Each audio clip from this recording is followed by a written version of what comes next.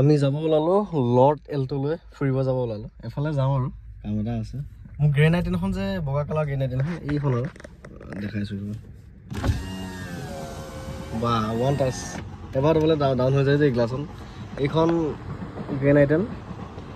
তেজপুৰৰ পৰা বুকিং কৰিছিলে তেওঁ ফাইনেন্সত লোৱাৰ কথা ক'লে গতিকে ফাইনেন্সৰ কামবিলাকো লাহে লাহে কৰিম বুলি ভাবিছোঁ আৰু গতিকে ফাইলটো লগাই দিলোঁ এতিয়া ফাইনেন্সৰ পৰা আহিছে ভেলুৱেশ্যন কৰিবলগীয়া এইখন গতিকে ভেলুৱেশ্যন কৰি আছে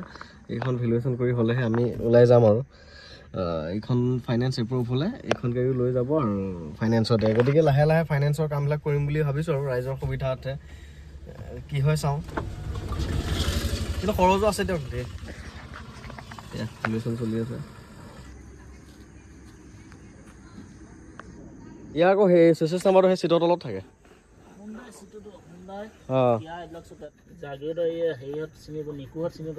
পাওঁ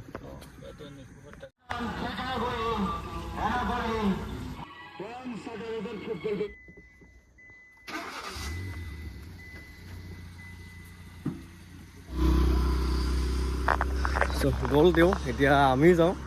যাব ওলালোঁ এতিয়া আমি লৰ্ড এল্টোলৈ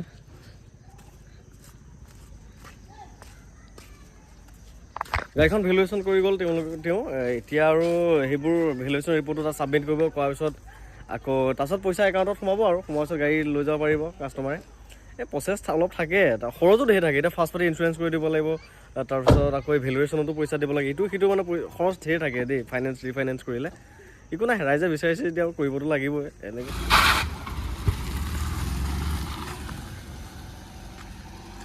গাড়ী মোচন আছে দেই গাড়ী কিন্তু চলোৱা মজা আছে দেই নিউ মডেলৰ এল্টতকৈ বেছি ভাল লাগে চলাই গাড়ীখনো গাড়ী কি পিকাব চলাই কিন্তু আল্টিমেট ফিল হৈছে এই 2014-15 নিউ লুক্সৰ যিখন এল্ট তাতকৈ বেছি ভাল লাগে এখন চলাই ইয়াৰ আল্টিমেট পিকআপ জোৰ মানে গাড়ীখনৰ শক্তি আছে মানে নাই মজা এইখনে হৈছে আমাৰ থেকেৰা অভাৰ ব্ৰিজ ফটো কেইকপিমান উঠি ল'লোঁ লৰ্ড এল্টখনৰ লগত আৰু ইয়াৰ ডাউনতে আমাৰ ঘৰ আৰু থেকেৰা অভাৰ ব্ৰিজ কালি এইখন ট্ৰাক যে দেখিছা কালি ৰাতি গোটেই মানে জ্বলি গৈছে ৰে এইখন পুৰা জুই আমাৰ ঘৰলৈকে দেখা গৈছে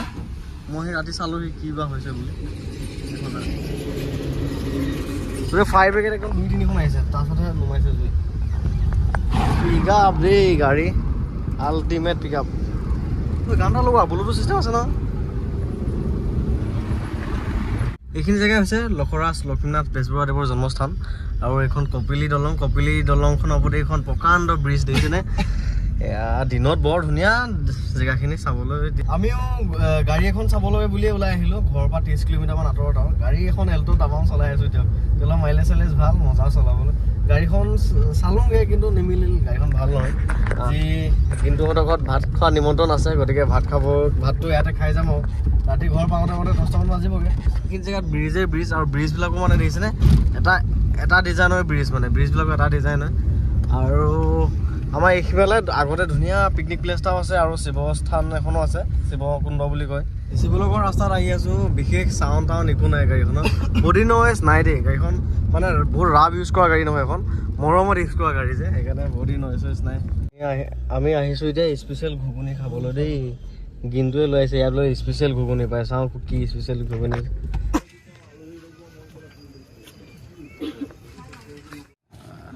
কণী লৈ লোৱা পকৰি খালোঁ আকৌ এয়া পেকিঙো কৰি লৈছোঁ ঘুগুনি পকৰি খালোঁ বা আজিৰ দিনত ইমান সস্তীয়াকৈ নাপায় আৰু দেই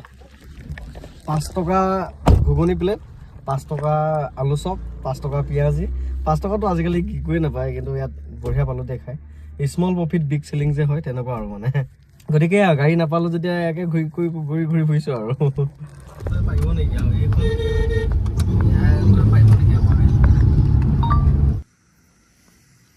কি সুন্দৰ পৰিৱেশ একদম ধুনীয়া মুকলি জেগা দলঙৰ ওপৰত তামাম বতাহ মাৰি আছে ঠাণ্ডা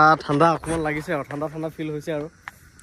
ঘূৰিবগৈ আহিলোঁগৈ গাড়ীখন চালোঁ নিমিলিল আজি এল্টোখন চলাই মজা ল'লোঁ আৰু মোৰ ব্যৱসায় জাৰ্ণিটো এনেকুৱা এখন এল্টোৰ পৰাই আৰম্ভ হৈছিল আৰু গতিকে এইখন এল্টোৰ যিটো ফিল সেইটো মই ভালকৈ জানো আৰু গতিকে এই এল্টোখনৰ লগত মোৰ এটা ভাল এটেচমেণ্ট আছে ভাল মানে মুভমেণ্ট জড়িত হৈ আছে, ঢেৰ কথা জড়িত হৈ আছে, ঢেৰ ফিলিংছ জড়িত হৈ আছে, ঢেৰ স্মৃতি জড়িত হৈ আছে। আৰু যি নহওক বাৰু মই ব্যৱসায়টো আৰম্ভ কৰিছিলোঁ এনেকুৱা এখন এল্ট'ৰ পৰাই আৰম্ভ কৰিছিলোঁ। সেইখন যেনিবা এলেক্সাই আছিলে, এইখন আকৌ এইখনতকৈ এইখন বেছি আপ মডেলৰ আৰু মানে এইখন বেছি ওপৰৰ মানে। ঢেৰ মুভমেণ্ট মোৰ জড়িত হৈ আছে, ঢেৰ ফিলিংছ জড়িত হৈ আছে, ঢেৰ স্মৃতি জড়িত হৈ আছে। আৰু এইখন এল্ট'য়ে আমাৰ সেই ব্যৱসায়ৰ আৰম্ভণি আছিল আৰু ঢেৰ স্মৃতি জড়িত হৈ আছে এইখনৰ লগত।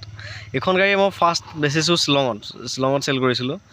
আৰু এই এল্ট'খন এতিয়াও চলি আছে, মই সেই মানুহজনৰ লগত এতিয়া কথা পাতি থাকোঁ, এতিয়াও চলি আছে গাড়ীখন। সেইখন যেনিবা এলেক্সাই আছিলে, এইখন আকৌ এইখনতকৈ এইখন বেছি আপ মডেলৰ আৰু মানে এইখন বেছি ওপৰৰ মানে। যি নহওক ঘূৰি পকি আহিলোঁগৈ। আৰু এতিয়া দুই এজনে কমেণ্ট কৰি থাকে, দাদা ডেইলি ভিডিঅ' দিবচোন। মই ডেইলি ভিডিঅ' দিবলৈ মানে কিন্তু ডেইলি গাড়ীয়ে কিনিব নোৱাৰোঁ। আৰু মোৰ এটা বেয়া প্ৰব্লেম আছে, মোৰ গাড়ী পটকৈ পচন্দ নহয় মানে, কথাটো সেইটো মানে। সেইকাৰণে মই গাড়ীও পটকৈ কিনি আনিব নোৱাৰোঁ। আৰু গাড়ী কিনি আনিলেহে ভিডিঅ' এটা বনোৱা যায় বা আপোনালোকক দেখুওৱা যায়। এনেই আৰু এতিয়া মোৰ চেনেলটোত চবেই গাড়ী ৰিলেটেড ভিডিঅ' চাব আহে, মই যদি বেলেগ দেখাই থাকোঁ মানুহে নাচাব আৰু ভালো নাপাব। দিনটো আজি এনেকৈ পাৰ কৰিলোঁ। গতিকে গাড়ী ৰিফাইনেন্স কৰি দিম বুলি লাহে লাহে ভাবিছোঁ আৰু, কাৰণ বহুতে সপোনৰ গাড়ীখন কিনিব নোৱাৰে অলপ ফাইনেন্সিয়েল প্ৰব্লেমৰ কাৰণে। যদি ৰিফাইনেন্স কৰি দিয়া যায় অকণমান সুবিধা পাব তেওঁলোকে, কিন্তু সেয়াই ফাইনেন্স কৰিলে মানে কি অলপ বেছি পইচা ভৰিবলগীয়া হয় কাষ্টমাৰজনে, সেইটো এটা বেয়া লাগে। আকৌ এক্সট্ৰা প্ৰচেছিং চাৰ্জ কিবা কিনি ইটো সিটো মিলাই ঢেৰ খৰচো হৈ যায়গৈ, সেইটো এটা কথা। একো নাই দিয়ক, মন কৰিলে চন বুলি যে কয় তেনেকুৱা আৰু। ফাইনেন্সৰ কাৰণে চবেই কমেণ্ট কৰি থাকে, মোক কৈও থাকে দাদা ফাইনেন্সৰ সুবিধাটো আনক বুলি। এতিয়া লাহে লাহে কৰিবলৈ আৰম্ভ কৰিছোঁ আৰু দিয়ক। গতিকে ভিডিঅ' এটা থুলমূলকৈ বনালোঁ আৰু আপোনালোকক দেখালোঁ। ভিডিঅ'টো ইমানখিনি আছিল, শেষলৈকে চাই কাৰণে বহুত বহুত ধন্যবাদ। Thank U.